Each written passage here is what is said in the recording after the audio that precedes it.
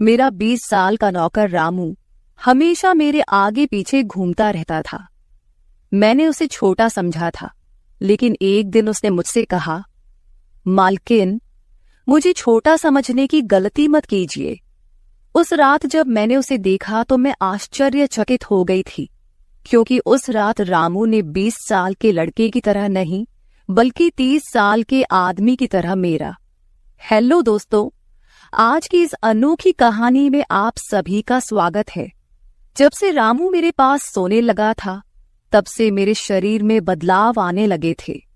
मुझे लगा था कि रामू छोटा है और उसे कुछ समझ नहीं आता होगा, लेकिन धीरे धीरे उसके असली रंग मुझे दिखने लगे। मैंने कभी सोचा भी नहीं था कि 20 साल का लड़का मेरी तरह की 40 साल की महिला को इतना सुख दे सकता है। रामू 20 साल का था। उसे मैं गांव से अपने घर काम के लिए लाई थी। मेरे घर में सिर्फ मैं और मेरा 1 साल का बेटा था। जब मैं काम पर जाती थी तो रामू मेरे बच्चे की देखभाल करता और वह मेरे घर में ही रहता था। मैं बिना शादी के मां बन गई थी। मेरे प्रेमी ने शादी का झांसा देकर मुझसे प्रेम का खेल खेला। जब मैं गर्भवती हो गई तो मैं उसके घर गई और वहां मैंने देखा कि उसकी शादी हो रही थी। उसने मुझसे प्रेम का नाटक किया और किसी और लड़की से शादी कर ली थी। मेरे पेट में पल रहे बच्चे को मारने का मेरा मन नहीं हुआ, और जब मैंने गर्भपात कराने का सोचा, तब तक समय निकल चुका था। मैं 5 महीने की गर्भवती हो चुकी थी। मेरे माता पिता ने मुझे और मेरे बच्चे को स्वीकारने से इनकार कर दिया। तब मैं अकेली रहने लगी। कई महीने पहले मैं अपने गांव गई थी, अपने दादा के 100वें जन्मदिन के लिए। मेरे दादा ने मुझे जन्मदिन का निमंत्रण भेजा था और इसलिए मैं गांव गई थी। मेरे बेटे को वहां सिर्फ मेरे दादा ने ही प्यार से गोद में लिया था। आरव उनके पास खेल रहा था। तभी ऑफिस से मेरा फोन आया और मैं कुछ देर के लिए फोन पर बात करने के लिए बाहर चली गई। जब मैं वापस आई तो मेरा आरव दादा के पास नहीं, बल्कि घर के एक नौकर के पास था। मैंने देखा कि आरव उस नौकर के पास अच्छे से खेल रहा था। मैंने अपने बच्चे को उस नौकर से लिया और वहां से जाने लगी। तभी उस नौकर ने मुझे रोका। वह कहने लगा, मालकिन, मुझे थोड़ी मदद चाहिए। मुझे पैसे की नहीं बल्कि काम की जरूरत है। उसने अपना परिचय दिया और कहा, मैं रामू हूं। मैं इस घर में गाय भैंस के गौशाले की सफाई का काम करता था, लेकिन अब बड़े साहब गाय भैंस बेचने की बात कर रहे हैं। अगर आपके पास कोई काम हो तो दीजिए। मुझे काम की बहुत जरूरत है। मेरे माता पिता भी मजदूरी करते हैं। मुझे काम की बहुत जरूरत है। तब मैंने कहा, मेरे बच्चे की देखभाल का काम है, लेकिन इसके लिए तुम्हें शहर चलना होगा। इस काम के लिए मैं तुम्हें 5,000 रुपये महीना दूंगी। रामू मेरे साथ शहर आने के लिए तैयार हो गया। आरव उसके साथ अच्छे से रहता था और यह देखकर मैंने रामू को अपने घर लाने का फैसला किया। रामू तब से मेरे घर में ही रहने लगा। उसने कहा कि हर 4 महीने बाद जब थोड़े पैसे जमा हो जाएंगे, तब वह अपने गांव जाएगा। रामू दिन भर मेरे बच्चे की अच्छे से देखभाल करता और घर के कामों में भी मेरी मदद करता। रामू को घर आए 1 महीना हो चुका था और इस 1 महीने में उसने मेरा दिल जीत लिया था। उसकी देखभाल से मेरे बेटे की सेहत भी सुधर गई थी। जो आरव मुझे परेशान करता था, अब वह रामू के हाथों से अच्छे से खाना खाता था। मैंने रामू को एक अलग कमरा दिया था। एक दिन रात में आरव बहुत रोने लगा। किसी भी तरह से वह शांत नहीं हो रहा था। बच्चे के रोने की आवाज सुनकर रामू मेरे कमरे में आया और उसने आरव को मुझसे ले लिया। रामू के पास जाते ही आरव शांत हो गया था। रात बहुत हो चुकी थी। आरव रामू को छोड़ नहीं रहा था, तो मैंने रामू को अपने कमरे में ही सोने के लिए कह दिया। सुबह जब मैं उठी तो आरव रामू से लिपटकर सो रहा था। उस रात के बाद से रामू आरव के लिए मेरे कमरे में सोने लगा। रामू के आने के बाद सब कुछ अच्छे से चल रहा था। रामू के काम से खुश होकर छुट्टी के दिन मैं उसे मॉल लेकर गई। वहां मैंने उसके लिए अच्छे कपड़े खरीदे और सैलून में जाकर उसकी नई हेयर स्टाइल बनवाई। रामू देखने में अच्छा था, लेकिन वह एकदम साधारण तरीके से रहता था। उस दिन मैंने उसका पूरा लुक ही बदल दिया था।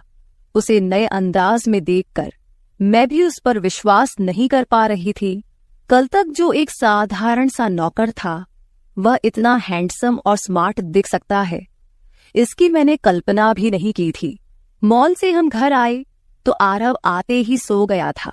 मैंने उसे कमरे में बिस्तर पर सुला दिया और पानी पीने के लिए बाहर जाने लगी। तभी रामू मेरे लिए पानी लेकर आया। पानी पीकर मैंने गिलास रखा और रामू मुझे तब से ही एकटक देख रहा था। जैसे ही मैंने गिलास रखा, उसने मुझे गले लगा लिया। कई सालों बाद किसी पुरुष ने मुझे गले लगाया था। मैंने उसे खुद से दूर किया। तब रामू ने कहा, मालकिन, आपकी वजह से आज पहली बार मैंने खुद से प्यार करना सीखा है। जिंदगी बहुत खूबसूरत है, बस इसे जीना आना चाहिए। आज आपने मेरा कायाकल्प करवा कर मुझ पर बहुत बड़ा उपकार किया है। मैं सच में बहुत अच्छा दिख रहा हूँ। रामू के चेहरे पर खुशी देखकर मैं भी खुश थी। अगले दिन से वह बहुत स्वच्छ और सलीके से रहने लगा था। वह 20 साल का था, लेकिन गांव का लड़का होने के कारण उसकी कद काठी अच्छी थी। वह घर में भी रोजाना कसरत करता था। उसकी लंबाई भी ठीक ठाक थी। मैंने उससे उसकी पढ़ाई के बारे में पूछा था, लेकिन उसने कहा कि अब उसका पढ़ाई से मन उठ गया है। हर सुबह ऑफिस जाने से पहले मैं अपने बच्चे को दुलार कर ऑफिस के लिए निकलती थी। आज जब मैं ऑफिस के लिए निकलने से पहले आरव को चूमने गई, तब वह रामू की गोद में था। अचानक आरव ने अपनी गर्दन घुमाई और मेरे होंठ रामू के गाल पर जा लगे। मुझे बहुत शर्मिंदगी महसूस हुई। मैंने उससे माफी मांगी और ऑफिस के लिए निकल गई। शाम को जब मैं घर आई, तब भी मैं रामू की आंखों में नजर नहीं मिला पा रही थी। रामू ने आरव को खाना खिलाकर सुला दिया था। फिर हम दोनों ने साथ में खाना खाया। खाना खत्म करने के बाद मैं अपने कमरे में गई। वहां मैं अपनी दवाइयां ले रही थी। मुझे माइग्रेन की समस्या थी, उसी की दवा मैं ले रही थी। दवा लेने के बाद भी मेरा सिर बहुत दर्द कर रहा था। मैं अपने कमरे में सिर पकड़कर बैठी हुई थी। कुछ देर बाद रामू कमरे में आया। मुझे इस हाल में देखकर उसने पूछा कि क्या हुआ। जैसे ही उसे पता चला कि मेरा सिर दर्द कर रहा है, उसने मेरे सिर की मालिश शुरू कर दी। रामू की मालिश से मुझे आराम मिल रहा था। धीरे धीरे मुझे गहरी नींद आने लगी। उस रात मुझे बहुत अच्छी नींद आई थी। अगले दिन हमारे ऑफिस में ट्रेडिशनल डे का फंक्शन था और इसके लिए मैंने गुजराती लुक अपनाने का फैसला किया। मैंने घाघरा पहन लिया था, लेकिन स्कर्ट का नॉट बांधने में मुझे दिक्कत हो रही थी। तब मैंने रामू को कमरे में बुलाया और उससे नॉट बांधने को कहा। नॉट बांधते समय उसका हाथ मेरी खुली पीठ पर से गुजर रहा था। मैंने उसे छोटा समझा था, इसलिए मैंने उसे यह काम करने के लिए कहा था। मेरे पास और कोई विकल्प भी नहीं था। तैयार होकर जब मैं जाने लगी तो रामू ने मुझे रोका और अंदर से काजल लेकर आया। उसने मेरे कान के पीछे काजल लगाया और कहा, मालकिन, अब आपको किसी की नजर नहीं लगेगी। आप बहुत सुंदर लग रही हैं। उसकी बात सुनकर मैं हंसी और चलने लगी। उस दिन शाम को जब मैं घर आई तो मेरे साथ मेरी एक सहेली और उसका प्रेमी भी आया। रामू ने आज बहुत अच्छा खाना बनाया था। मेरी सहेली प्रिया 4-5 दिन मेरे घर रुकने वाली थी। अगले 3 दिन उसका प्रेमी भी मेरे घर पर था। अगले दिन रात को रामू ने खाना बनाया और प्रिया और उसके प्रेमी को खाने के लिए बुलाया, लेकिन वे दोनों कमरे में ही ड्रिंक कर रहे थे। प्रिया तो बहुत ज्यादा पी चुकी थी। वह खाना खाए बिना ही सो गई। उसका प्रेमी रोहन हमारे साथ खाना खाने बैठा। उसने कहा, प्राची, तुम प्रिया से भी ज्यादा सुंदर हो। रोहन के बोलते ही रामू उसे गुस्से से देख रहा था। खाना खत्म करने के बाद रोहन अपने कमरे में चला गया। उसके जाते ही रामू मुझसे कहने लगा, मालकिन, आपके ये कैसे दोस्त हैं? मुझे उस आदमी की बात बिल्कुल भी अच्छी नहीं लगी। तब मैंने रामू से कहा, मैं तुझे घर के सदस्य की तरह मानती हूँ। इसका यह मतलब नहीं कि तू मेरे मेहमानों से कुछ भी कहे। तेरा काम है आए हुए मेहमानों की सेवा करना, इसलिए तू सिर्फ वही कर। बाकी मुझे कुछ सिखाने की जरूरत नहीं। रामू को डांट कर मैं अपने कमरे में चली गई। मैंने उसे डांट दिया था, फिर भी वह मेरे लिए पानी लेकर आया। तब मैंने अपनी दवा ली और पानी पीकर सो गई। आज रामू मेरे कमरे में सोने नहीं आया था, ऐसा मुझे लगा। लेकिन सुबह जब मेरी आंख खुली तो मैंने उसे अपने बगल में पाया। सुबह मेरी आंख खुली तो मेरे सामने प्रिया थी। वह बहुत गुस्से में लग रही थी। रामू को मेरे सामने लाया गया। उसके हाथ में प्रिया की ओढ़नी बंधी हुई थी। प्रिया ने कहा, तुम्हारे इस देहाती नौकर ने मेरे प्रेमी का हाथ तोड़ दिया है। रामू बस सिर हिलाता रहा और बोला, मालकिन, मैंने कुछ भी नहीं किया। रात को रोहन साहब नशे में थे, तभी उनका संतुलन बिगड़ गया होगा और वे गिर गए होंगे। रामू भला रोहन साहब पर हाथ क्यों उठाएगा? प्रिया अब भी नशे में लग रही थी, ऐसा मुझे लगा। रामू ने मेरे लिए उन दोनों से माफी मांगी। प्रिया और रोहन तभी वहां से चले गए। रामू मुझसे भी माफी मांगने लगा। मुझे पता था कि उसने कुछ नहीं किया था। आज मैंने छुट्टी ली थी क्योंकि कई दिनों से मैं बहुत व्यस्त थी। आज सोचा कि खुद के लिए थोड़ा समय निकालूं। नाश्ता करने के बाद मैं फिर से 1 घंटे के लिए सो गई। आरव भी मेरे साथ सो गया था। उठने के बाद मुझे 1 कप चाय की जरूरत महसूस हुई। मैं रामू को चाय बनाने के लिए पुकार रही थी, लेकिन उसकी तरफ से कोई जवाब नहीं आ रहा था।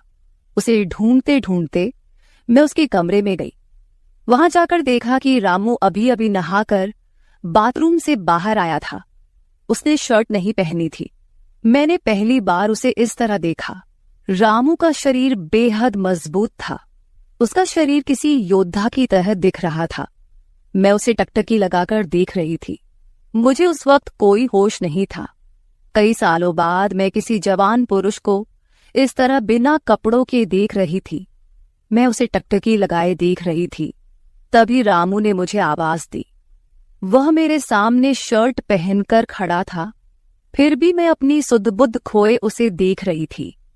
उसने मेरी आंखों के सामने चुटकी बजाई। तब मैं होश में आई और उससे कहा कि मेरे लिए चाय बना दे। आज घर में ही थोड़ा खुद का स्किन केयर करने का सोचा, इसलिए दोपहर के समय मैं अपने कमरे में अपना पार्लर चलाने लगी। उस समय मैंने शॉर्ट्स और गाउन पहन रखा था और मैं अपने पैरों का वैक्सिंग कर रही थी। वैक्सिंग करते समय गलती से मैंने थोड़ा ज्यादा गर्म वैक्स अपने पैर पर लगा लिया, जिससे जलन हुई और मेरे मुंह से तेज आवाज निकल गई। मेरी आवाज सुनकर रामू दौड़ता हुआ मेरे कमरे में आया। उसने मेरे जले हुए पैर को देखा। उसने मेरे पैर से गर्म वैक्स हटाया और वहां क्रीम लगा दी। उसके हाथ बार बार मेरे पैर पर अनजाने में फिर रहे थे और उस वक्त मेरे मन में जो भावनाएं उत्पन्न हो रही थीं, उन्हें व्यक्त करना मेरे लिए मुश्किल हो रहा था। रामू की नजर मुझ पर पड़ते ही मैं दर्द से कराह उठी। मुझे इस हालत में देखकर उसने कहा, बाई साहब, अब आप बस आराम से लेट जाइए। आपको जो भी करना है मुझे बताइए, मैं आपकी मदद कर दूंगा। मैंने उसे मेरे दूसरे पैर का वैक्सिंग करने को कहा। रामू ने जैसा मैंने बताया वैसा ही किया। उसने मेरे चेहरे की मसाज भी कर दी। उसके स्पर्श से मुझे बहुत आराम मिला। आज का छुट्टी का दिन मेरे लिए आरामदायक बीता। रामू में हर गुण भरा हुआ था। वह किसी भी काम में पीछे नहीं था। आज रात मैंने उसे मेरे कमरे में सोने के लिए मना कर दिया। दिन भर मैं घर में नहीं होती, कम से कम रात को तो मुझे मेरे बच्चे के साथ अकेले समय बिताना चाहिए। हर बार रामू का आना मुझे पसंद नहीं था, इसलिए मैंने उसे कमरे में सोने के लिए मना कर दिया। इस तरह दिन बीतने लगे। कुछ दिनों तक रामू के बिना आरव रात को सो नहीं पाता था, लेकिन धीरे धीरे उसने रोना बंद कर दिया। मुझे अपने अंदर कुछ बदलाव महसूस होने लगे थे। सुबह उठते ही मेरा शरीर बहुत दुखने लगता था। अचानक ये सब क्यों हो रहा है, समझ नहीं आ रहा था। कुछ दिनों में मेरी शारीरिक पीड़ा इतनी बढ़ गई कि मुझे बिस्तर से उठने की भी इच्छा नहीं होती थी। तब मैंने ऑफिस से 1 हफ्ते की छुट्टी ले ली। कुछ दिनों आराम किया, शायद थोड़ा ठीक हो जाऊं। अब पूरा वक्त आरव रामू के साथ रहता था। जब उसे भूख लगती तो वह बीच बीच में मेरे पास आ जाता। आज मैं अपनी कमर पकड़कर बैठी थी। रात को रामू पानी लेकर मेरे कमरे में आया। मेरी कमर पर हाथ देखकर उसने समझ लिया कि मुझे बहुत तकलीफ हो रही है। रामू ने कहा, भाई साहब, अगर आपको कोई आपत्ति ना हो तो मैं आपकी कमर की मालिश कर देता हूं। मेरी कमर इतनी दुख रही थी कि मैंने उसकी मालिश के लिए हाँ कर दी, लेकिन उससे पहले मैंने अपने कमरे की लाइट बंद कर दी। छोटे 0 बल्ब की रोशनी में मेरी कमर उसे नहीं दिखेगी, इसलिए मैंने कमरे की बड़ी लाइट बंद करके 0 बल्ब जला दिया। वह जब मालिश कर रहा था, मुझे बहुत आराम मिल रहा था। मालिश करने से मेरी पीड़ा जैसे झट से गायब हो गई थी। मालिश करते समय रामू ने मुझसे पूछा, भाई साहब, आपको आरव के पिता की कभी याद नहीं आती? आप इतनी सुंदर और जवान होकर भी अभी तक अकेली क्यों हैं? उसके सवाल का मेरे पास कोई सही उत्तर नहीं था। मैंने उससे कहा कि शायद तुम्हारे सवाल का उत्तर मेरे पास नहीं है। उस सवाल पर वहीं विराम लग गया। रामू की मालिश से मुझे अच्छी नींद आ गई थी। अगले 2 दिन बाद वह तारीख थी जब मैंने अपने प्रेमी से मुलाकात की थी। आखिर वह दिन आ ही गया। उस दिन मैंने दिन भर अपने मन को किसी न किसी काम में व्यस्त रखने की कोशिश की, लेकिन रात के अंधेरे में मुझे अपने प्रेमी की बहुत याद आ रही थी। आज वह मेरे साथ नहीं था, लेकिन वह मेरे बच्चे का पिता था। आरव को देखकर मुझे रोज उसकी याद आती थी और आज मैं अपनी भावनाओं को छुपा नहीं पाई। मैं अपने कमरे में जोर जोर से रोने लगी। आरव पास में सो रहा था, इसका भी मुझे ध्यान नहीं रहा। मैंने आज अपनी दवाइयां भी नहीं ली थीं। रामू पानी लेकर मेरे कमरे में आया।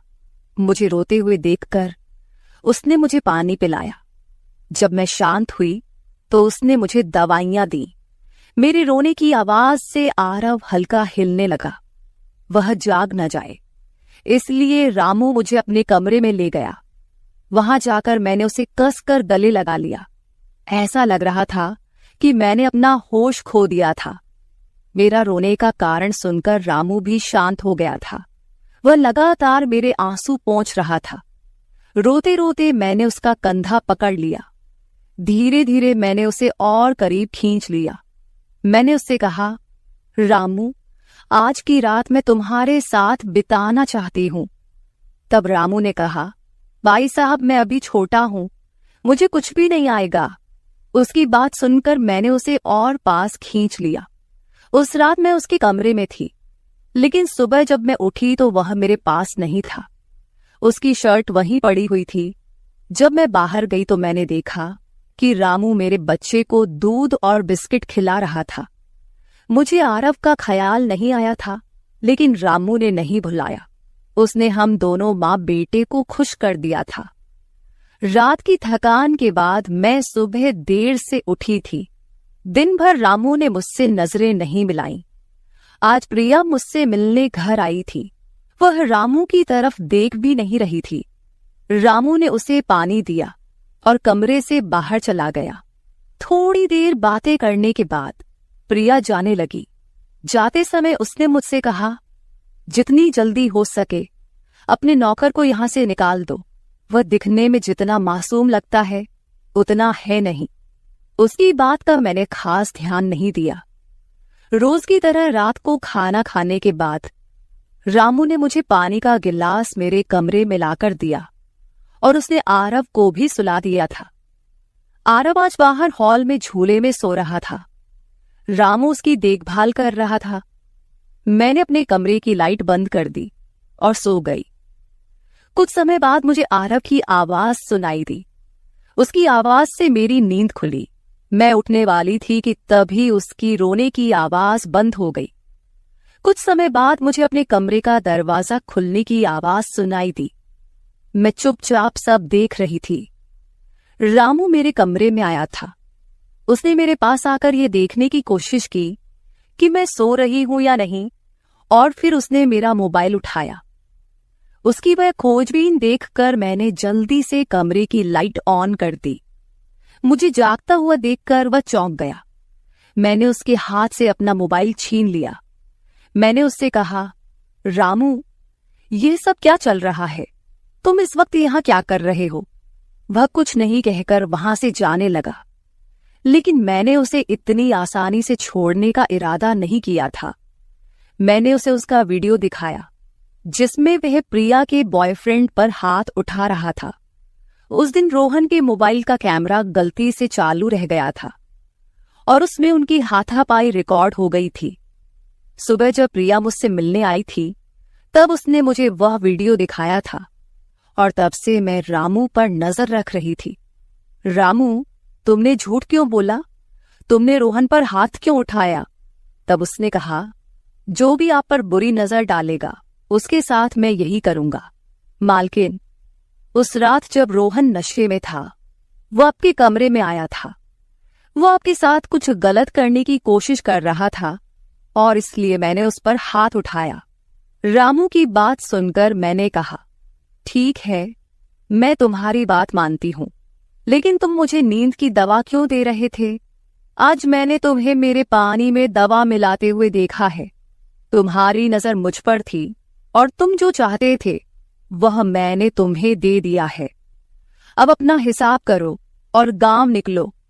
मेरी बात सुनकर रामू बोला, मालकिन, आप जैसा सोच रही हैं वैसा कुछ भी नहीं हुआ है। कल रात मैंने आपके साथ कुछ भी गलत नहीं किया। मैंने आपके पानी में नींद की दवा मिलाई थी जिससे आप मेरे पास आते ही सो गई थीं और मुझे आपके साथ कुछ भी गलत नहीं करना था। कुछ दिन पहले मैंने आपको रात में फोन पर बात करते हुए देखा था। मैंने आपकी बातें सुनी थी। आप फिर से अपने उस प्रेमी से मिलने की तैयारी कर रही थी। आपकी मुलाकात आपके ही घर में तय हुई थी। मुझे यह सब पता था। आप उससे ना मिले इसलिए मैं आपको रात में नींद की दवा दे रहा था। वह व्यक्ति अब भी आपको धोखा दे रहा है। वह आपसे झूठ बोल रहा है। वह आपके बच्चे को आपसे छीनने के लिए आपके करीब आ रहा है। उसकी पत्नी को बच्चा नहीं हो सकता, इसलिए वह आपके पास आ रहा है। उसने अपनी पत्नी को तलाक नहीं दिया है। वह आपसे झूठ बोल रहा है। रामू, तुम हो कौन? तुम्हें यह सारी जानकारी कैसे मिली? तब उसने कहा, आपके बाबा साहेब ने मुझे आपका फोटो दिखाया था। मुझे आप पहली नजर में ही अच्छी लगी थी, लेकिन बाबा साहेब ने यह भी कहा था कि आप शादी के खिलाफ हैं। तब मैंने उनके साथ मिलकर यह प्लान बनाया। आपके दिल में अपनी जगह बनाने के लिए मैं यहां आया था, लेकिन यहां आने के बाद मैंने देखा कि बहुत से लोग आप पर बुरी नजर रखते हैं, इसलिए मैंने आपकी सुरक्षा करनी शुरू कर दी। रामू 20 साल का नहीं था। मेरा पहला शक सही निकला। वह 30 साल का था और एक अच्छी नौकरी पर था। उसने मेरे प्यार के लिए इतनी मेहनत की थी। रामू ने मेरे प्रेमी के बारे में जो भी कहा था वह सब सच था। रामू ने मेरे प्रेमी की सारी जानकारी सही निकाली थी। रामू जैसा ईमानदार पति और मेरे बच्चे का पिता मिलना मेरे लिए बहुत बड़ी बात थी। मैं अपने प्रेमी के धोखे के जाल में फंसने से बच गई थी। आज मैं विक्रांत उर्फ रामू के साथ बहुत खुश हूं। वह मुझसे और मेरे बच्चे से बहुत प्यार करता है। मेरे बाबा साहेब की वजह से आज मेरा परिवार शुरू हुआ। मुझे रामू जैसा पति मिला, ये मेरा सौभाग्य था। दोस्तों, जो आपसे सच्चा प्यार करता है वह किसी भी कठिनाई में आपका साथ नहीं छोड़ता। रिश्ते निभाने वाले को किसी वजह की जरूरत नहीं होती और रिश्ते तोड़ने वालों के लिए एक बहाना भी काफी होता है। तो दोस्तों, ये थी हमारी आज की छोटी सी कहानी। आपको ये कहानी कैसी लगी कमेंट करके जरूर बताएं। अगर आप ऐसी ही और भी इंटरेस्टिंग कहानियां सुनना चाहते हो तो चैनल को सब्सक्राइब जरूर कर ले और बेल नोटिफिकेशन ऑन कर ले ताकि आपको मेरी आने वाली हर वीडियो समय से मिल सके। कल मिलेंगे एक और वीडियो के साथ। धन्यवाद। नौकर जोर लगा लगाकर मेरा मसाज करता। मैं उसको पैसे पकड़ाती तो कहता, रहने दो मालकिन, वसूली रात को करूंगा। मैं कुछ समझ नहीं पाती। जैसे जैसे वह मसाज करता मुझ पर खुमारी बढ़ती ही जाती और मैं सुकून से गहरी नींद सो जाती। लेकिन एक रात मुझे नींद नहीं आई। मेरे तो होश उड़ गए जब उस रात मसाज करते करते उसने, मेरा नाम दामिनी है, मैं बहुत खूबसूरत थी, इसीलिए शादी से पहले हर दिन मेरे लिए रिश्ता आता था। मैं अपने माँ बाप की इकलौती बेटी थी, इसलिए मेरा बाप चाहता था कि मैं डॉक्टर बनकर उसका नाम रोशन करूं। मगर जब मेरे लिए इतने अच्छे रिश्ते आते थे तो मेरी माँ मुझे कहती कि तुम अपनी पढ़ाई छोड़ दो ताकि मैं तुम्हारी शादी कर दूं। मगर मैं अपनी माँ से कहती थी कि मुझे तो डॉक्टर बनना है। मगर ये सुनकर मेरी माँ को गुस्सा आ जाता था और वह कहती थी कि तुम अभी शादी कर लो, ये डॉक्टर की पढ़ाई बाद में कर लेना। मगर मेरा बाप नहीं मानता था, इसलिए मेरी माँ एक बुजुर्ग बाबा के पास गई और उनसे कहा कि मैं अपनी बेटी की शादी करना चाहती हूँ। मगर उसका बाप नहीं मान रहा। कोई ऐसा ताबीज दो कि उसका बाप शादी के लिए फौरन मान जाए। उस बुजुर्ग ने मेरी माँ से 2000 रुपए लिए और ऐसा ताबीज दिया कि मेरा बाप मेरी शादी के लिए फौरन मान गया। ये रिश्ता दरअसल मेरे बाप के दोस्त ने अपने बेटे के लिए मांगा था और कहा कि आपकी बेटी शादी के बाद भी डॉक्टर बन सकती है। ये सुनकर मेरे बाप ने उससे शादी के लिए फौरन हाँ कह दिया और मैं विदा होकर अपने ससुराल आ गई। मेरे ससुराल वाले बहुत अमीर थे, इसलिए मैं और मेरे पति अलग घर में रहते थे। मेरा पति अपने बाप का बिजनेस संभालता था, इसलिए वह सुबह से शाम तक बिजी रहता था। मैं उसके घर गई तो वहां का ऐशो आराम देखकर मैं चौंक गई। मेरे पति ने मेरी सेवा के लिए कई नौकरानियां रखी हुई थी, मगर उसका एक नौकर धीरे धीरे मेरे करीब आने लगा। उस नौकर ने मुझसे कहा कि मैं यहाँ काफी सालों से काम कर रहा हूँ और आपके ससुराल वाले मुझे बिल्कुल घर के मेंबर की तरह ही समझते हैं। ये सुनकर मैंने भी उसे खास अहमियत देना शुरू कर दी। वह एक दिन मेरे कमरे में आ गया। मैं अभी तक बिस्तर में लेटी हुई थी। उसने मुझे थका थका देखा तो कहने लगा कि आप लेटे रहो, थक गई होगी। अगर आपको एतराज ना हो तो मैं आपके पैर दबा दूं। यह सुनकर मैं चौंक गई। मैं खूबसूरत थी, जवान थी, लेकिन मुझे मेरे पति के अलावा किसी मर्द ने नहीं छुआ था और ना ही मैंने किसी नौकर से कभी अपने पैर दबवाए थे। इसलिए मैंने फौरन मना कर दिया, क्योंकि मुझे अच्छा नहीं लगता कि कोई पराया मुझे छुए। यह सुनकर वह चुप हो गया और मेरे कमरे से चला गया। तभी मुझे एहसास हुआ कि मैंने उसकी बात का जवाब बहुत सख्ती से दिया था। शायद वह पहले भी मेरे ससुराल में ऐसे काम करता होगा, मगर मैंने साफ इनकार करके उसका दिल तोड़ दिया था। दरअसल मैं बहुत नरम दिल थी, इसलिए मुझे बाद में अफसोस होने लगा। मैं उसके बारे में सोचने लगी कि यह नौकर तो काफी जवान और खूबसूरत है, मुझे इससे पैर नहीं दबवाना चाहिए था। शायद मेरे पति को यह बात अच्छी न लगे। अगले दिन भी ऐसा हुआ। नौकर ने यही बात मुझे दोबारा कहा। मैं उस दिन बहुत थकी हुई थी, इसलिए मैंने अपने पैर बिस्तर से नीचे कर लिए और उससे कहा कि तुम मेरे पैर दबा दो। ये सुनकर वह खुश हो गया और उसने मेरे पैर दबाने शुरू कर दिए। वह इतने धीरे धीरे पैर दबा रहा था कि मुझे फिर से नींद आने लगी। ये देखकर वह नौकर कहने लगा, मालकिन, आपको नींद आ रही है, आप बिस्तर पर लेट जाओ, मैं आपके पैर दबाता रहूंगा। मैं जैसे मदहोशी में थी, इसलिए फौरन बिस्तर पर लेट गई। वह नौकर बिस्तर पर आ गया और मेरे पैर दबाने लगा। उसके बाद मुझे होश नहीं रहा और मैं सो गई। मुझे नहीं पता था कि मैं कितने घंटे सोती रही। मेरी आंख खुली तो मैंने देखा कि वह नौकर अभी तक मेरे पैर दबा रहा था। ये देखकर मुझे उस पर तरस आ गया और मैंने हाथ बढ़ाकर अपना पर्स खोली और कुछ नोट निकाले और उस नौकर के हाथ में रख दिए। ये देखकर वह शर्माने लगा। मालकिन, आप मुझे पैसे देकर शर्मिंदा कर रही है। मेरी सैलरी अच्छी है, मुझे इन पैसों की जरूरत नहीं है। ये सुनकर मैंने उससे कहा कि यह पैसे तुम्हारी मेहनत के हैं। ये सुनकर उस नौकर ने मुझसे वह पैसे लिए और मेरे कमरे से निकल गया। मेरा पति रात को देर से आता था, इसलिए मैंने शाम को फिर उस नौकर को अपने कमरे में बुलाया और उसे कहा कि तुम्हारी मालिश से मुझे बहुत अच्छी नींद आती है, इसलिए जब तक मेरा पति घर नहीं आ जाता तब तक तुम मेरे कमरे में ही रहना। शायद नौकर को पैसे का लालच आ गया था, इसलिए वह मेरी बात सुनकर खुश हो गया और कहने लगा, मैं तो आपका मामूली सा नौकर हूँ, जैसा आप कहोगे मैं वैसा ही करूंगा।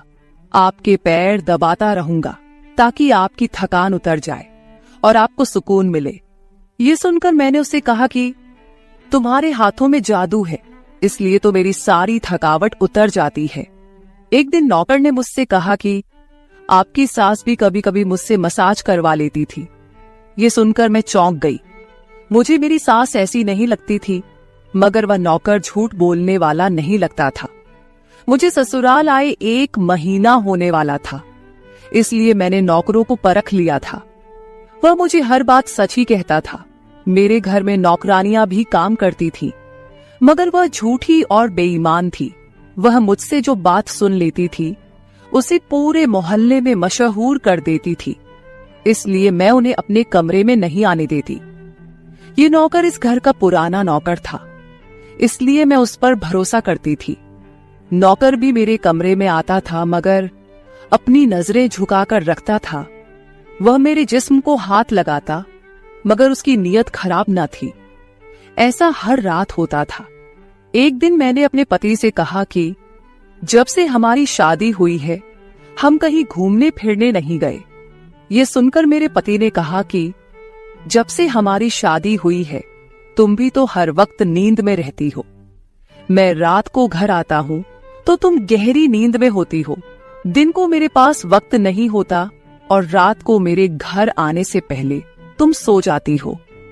ये सुनकर मैं अपने दिल में सोचने लगी कि यह सब नौकर की मालिश की वजह से हो रहा था। मेरे पति की शिकायत सही थी। मुझे रोज रात को अपने पति के लिए जागना चाहिए था। उस दिन मैंने फैसला किया कि आज रात जब नौकर मुझे मालिश के लिए कहेगा तो मैं इनकार करूंगी, ताकि मुझे नींद ना आए और मैं अपने पति के आने तक जागती रहूं।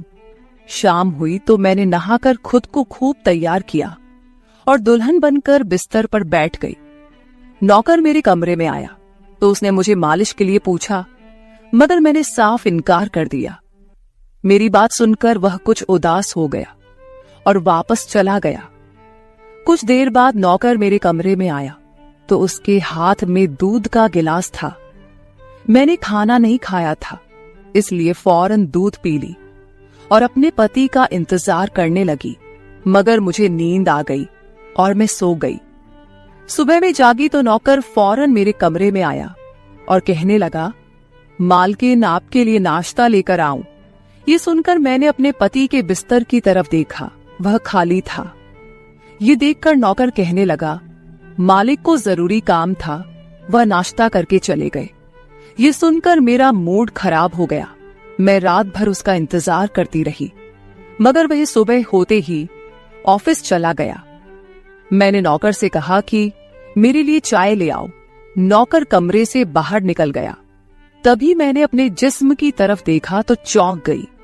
रात को मैंने दुल्हन का कपड़ा पहना हुआ था, मगर अब मेरे जिस्म पर कोई और कपड़े थे। मगर मैंने अभी जेवरात पहने हुए थे। मेरा सर भारी होने लगा। मुझे ये सोचकर चक्कर आने लगे कि रात को मेरे साथ क्या हुआ था और मेरे कमरे में कौन था और उसने मेरे साथ क्या किया था, मगर मुझे कुछ याद ना आया। मेरा दिल घबराने लगा और मैंने अपना सर पकड़ लिया। मेरा पूरा जिस्म दर्द कर रहा था, इसलिए नौकर चाय लेकर आया तो मैंने उससे कहा कि मेरा जिस्म दबा दो। यह सुनकर वह बिस्तर पर आ गया और मुझे दबाने लगा। उस दिन मैं देर तक बिस्तर पर पड़ी रही। उस दिन मेरे पति अचानक घर आ गए। मैंने उसे देखा तो उस पर बरस पड़ी। मैं रात को तुम्हारे लिए दुल्हन बनकर जागती रही, मगर तुम नहीं आए। ये सुनकर मेरे पति कहने लगे, मैं रात को कमरे में आया तो तुम गहरी नींद में थी, इसलिए मैंने तुम्हें नहीं जगाया। ये सुनकर मैं चौंक गई, मगर मेरे कपड़े किसने बदली किए और नींद पूरी होने के बावजूद मेरा जिस्म क्यों दर्द कर रहा है? मैं उलझ गई थी। मेरे पति कहने लगे, अच्छा ठीक है, मूड खराब करने की जरूरत नहीं है। मुझे आज रात एक काम के सिलसिले में बाहर जाना है, इसलिए देर हो जाएगी, मगर अभी मेरे पास 3-4 घंटा फ्री है। अगर तुम कहो तो हम अभी कहीं बाहर जा सकते हैं। ये सुनकर मेरा मूड खुद ब खुद ठीक हो गया और मैं सारी रात वाली बातों को भूलकर खुश हो गई। शादी के बाद यह पहला मौका था कि मैं अपने पति के साथ कहीं बाहर जा रही थी। मैं जल्दी जल्दी तैयार होने लगी, जबकि मेरा पति गाड़ी में बैठकर मेरा इंतजार करने लगा। उस वक्त नौकर मेरे कमरे में आ गया और मुझसे पूछा, मालकिन आप कहीं जा रही हैं क्या? ये सुनकर मैंने उससे कहा कि हाँ, मगर तुम क्यों पूछ रहे हो? ये सुनकर नौकर कहने लगा, मैं आपका नौकर हूं, मगर आपको यही सलाह दूंगा कि आप बाहर नहीं जाओ, क्योंकि आपका जिस्म थक जाएगा। ये सुनकर मुझे गुस्सा आ गया और मैंने उससे कहा कि तुम मेरे नौकर हो, मेरे पति बनने की कोशिश मत करो। ये कहकर मैं बाहर चली गई। न जाने मुझे किस बात पर गुस्सा आ गया था। मैंने उस नौकर को खूब खरी खरी सुना दी। वह भी अपनी औकात जान गया था। तभी तो मैं जब घर आई तो वह मेरे सामने नहीं आया। मेरे पति मुझे गेट पर उतारकर वापस बाहर जा चुके थे। जबकि मैं अंदर आई तो मेरा सारा जिस्म बुरी तरह दुख रहा था। शायद मेरे जिस्म को मालिश की आदत हो गई थी। तभी तो रात होते ही वह मालिश के लिए तड़पने लगता था, लेकिन मैंने उस नौकर को नाराज कर दिया था, इसलिए आज वह मेरी मालिश करने नहीं आया। मगर मुझे उसकी जरूरत थी, इसलिए मैंने एक नौकरानी को बुलाया और उस नौकर को बुलाने को कहा।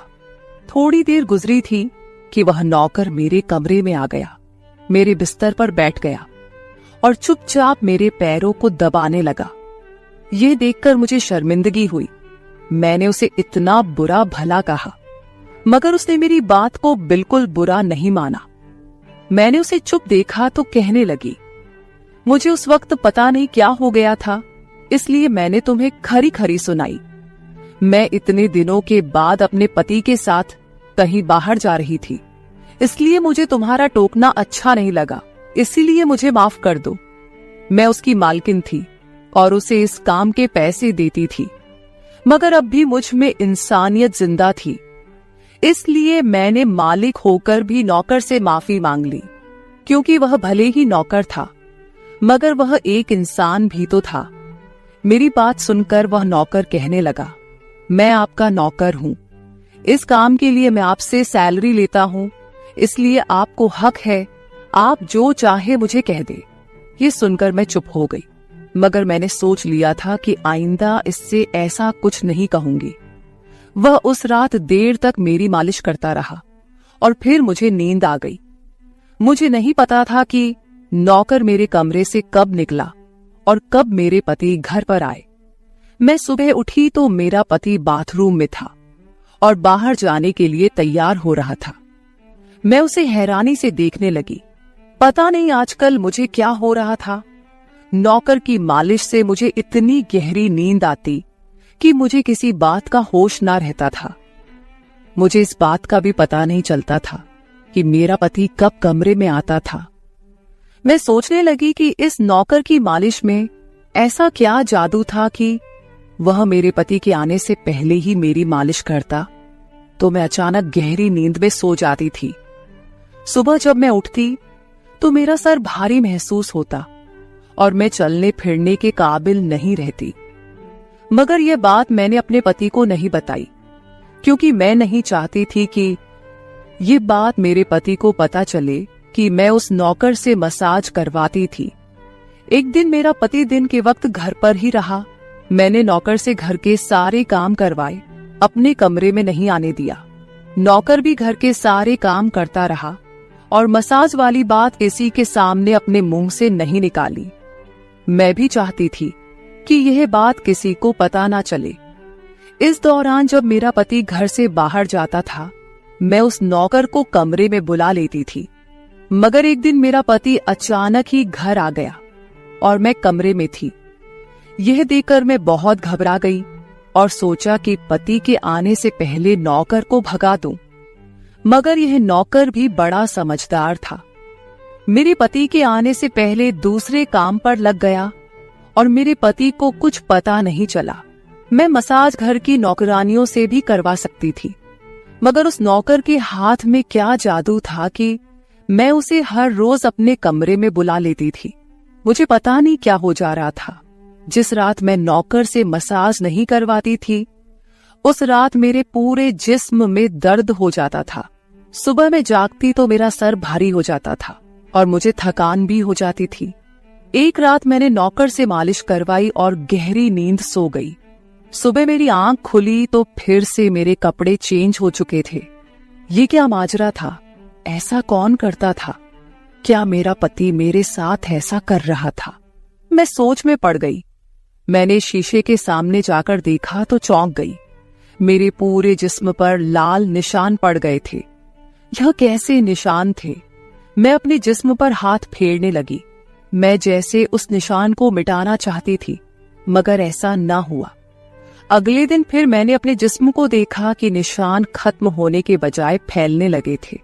मैं घबरा गई। तभी मेरे कमरे में नौकर आ गया और उसने मुझे मालिश को कहा। मैं उस निशान को छुपाना चाहती थी, इसलिए उसे कहा कि आज तुम सिर्फ मेरे पैर दबा दो। उसने मुझसे कुछ नहीं पूछा, मगर मैं अंदर ही अंदर डर रही थी। किसी दिन मेरे पति ने यह निशान देख लिए तो मैं उसे क्या जवाब दूंगी। मैं ये सोच सोचकर थक चुकी थी, इसलिए मैंने तकिए पर पैर रख दिए। नौकर मेरा मसाज करने लगा। मेरी आंखें नींद से बंद होने लगी थी। तभी मुझे नौकर ने ऐसी बात कह दी जिसे सुनकर मेरे होश उड़ गए। उसने मुझसे कहा, मालकिन आप मुझे बहुत अच्छी लगती हो। मेरी आंखें बहुत बोझल होने लगी थी। मुझे उसकी बात समझ नहीं आई और फिर मैं गहरी नींद सो गई। सुबह मेरी आंख खुली तो मेरा पति भी बिस्तर में लेटा हुआ था। मेरा सर भारी हो रहा था और जिस्म दर्द से छूट रहा था, मगर उसके बावजूद मैं अपने पति के करीब गई और उसे धीरे से उस निशान के बारे में बता दिया। मैंने सोचा कि यह निशान बढ़ रहे थे, इसलिए मुझे यह बात अपने पति को बता देनी चाहिए। ये सुनकर मेरे पति ने मेरे जिस्म से कपड़ा हटाया तो वह उछल पड़ा। वह मुझसे दूर हो गया और कहने लगा, तुमने मुझे धोखा दिया है, बेवफाई की है और तुम्हें उसी की सजा मिली है। यह कोई बीमारी नहीं है, बल्कि तुम्हारा गुनाह है। मुझ में क्या कमी थी जो तुमने दूसरा मर्द तलाश कर लिया? मैं काम में बिजी था, मर तो नहीं गया था कि तुमने एक और चक्कर चला लिया। यह सुनकर मैं हक्का बक्का रह गई। मैंने उससे कहा कि यह आप कैसी बातें कर रहे हैं, मैं बेकसूर हूं। मगर मेरा पति हंसने लगा और कहने लगा, ये निशान बता रहे हैं कि तुम गुनहगार हो, इसीलिए मेरे घर से निकल जाओ। मैं तुम्हें तलाक के पेपर भेज दूंगा। उसने मुझे धक्के मार मार कर घर से निकाल दिया। मैं रोते हुए अपने माँ बाप के घर आ गई और उन्हें अपनी बेगुनाही का यकीन दिलाया। वे मेरे अपने थे, इसलिए उन्होंने यकीन कर लिया। उन्होंने कहा कि वह मेरे पति से बात करने जाएंगे, मगर उनके जाने से पहले ही तलाक के कागज आ गए और मेरी हंसती मुस्कुराती दुनिया उजड़ गई। मैं इसका जिम्मेदार किसको ठहराती? कोई भी तो नहीं था। मैं कई दिनों तक रोती रही। मुझे ऐसा लगने लगा था जैसे मैं मरने वाली थी। एक दिन मेरी माँ मेरे कमरे में आई और कहने लगी कि तुमसे कोई मिलने आया है। मैं भागकर गई कि शायद मेरे पति आए हो, उसे मेरी बेगुनाही का एहसास हो गया हो।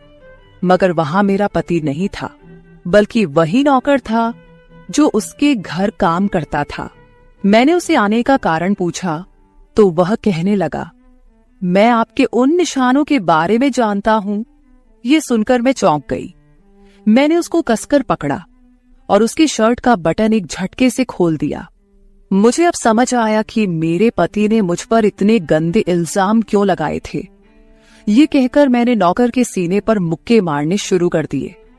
मैंने कहा, ये निशान मेरे जिस्म पर कैसे आए? तुमने मसाज के बहाने मेरे साथ क्या क्या किया था? मुझे सच सच बताओ। ये सुनकर नौकर ने मेरे दोनों हाथ पकड़ लिए और कहने लगा, मेरा नाम राजेंद्र है और मैं तुम्हारे साथ यूनिवर्सिटी में पढ़ता था, मगर मुझे तुमसे प्यार हो गया। मैं भी डॉक्टर बनना चाहता था और मैंने सोचा था कि जब हम दोनों डॉक्टर बन जाएंगे तो मैं तुम्हारे बाप से तुम्हारा हाथ मांग लूंगा। मगर एक दिन तुम्हारी सहेली की जुबानी मुझे पता चला कि तुम्हारी माँ तुम्हारी शादी जल्द करना चाहती है, इसलिए मैंने डर कर तुम्हारे घर रिश्ता भेजा। मगर तुम्हारे बाप ने इनकार कर दिया और कहा कि मैं अपनी बेटी की शादी तब करूंगा जब वह डॉक्टर बन जाएगी। इसलिए मैं टेंशन फ्री होकर अपनी पढ़ाई करने लगा। मुझे 1 हफ्ते के लिए अपने कजिन की शादी के लिए शहर से बाहर जाना पड़ा, तभी तुम्हारी शादी हो गई। वह यह सब मुझसे कह रहा था और मैं चुपचाप उसे देख रही थी। जब मैं वापस आया तो मेरी मोहब्बत किसी और की दुल्हन बन चुकी थी। मैं तुम्हारे प्यार और दीवानगी में तुम्हारे ही घर का नौकर बन गया ताकि मैं तुम्हारे करीब रह सकूं। मैं तुम्हारे करीब आना चाहता था, इसलिए मसाज के बहाने तुम्हारे कमरे में आ जाता था और रात को तुम्हारे दूध में बेहोशी की दवा मिला देता था ताकि तुम सोती रहो और तुम्हारा पति तुम्हारे करीब ना आ सके, क्योंकि तुम मेरी थी। मैं तुम्हें किसी और के करीब नहीं देख सकता था। ये सुनकर मैं हक्का बक्का रह गई। क्या तुमने मेरे साथ कभी कुछ गलत किया? ये सुनकर उसने मेरा हाथ अपने सर पर रख लिया और कहा, मैं तुमसे प्यार करता था, इसलिए तुम्हारी इजाजत के बगैर मैं तुम्हारे साथ कुछ नहीं करना चाहता था। ये सुनकर मैंने उस निशान की तरफ इशारा किया जो हम दोनों के जिस्म पर थे।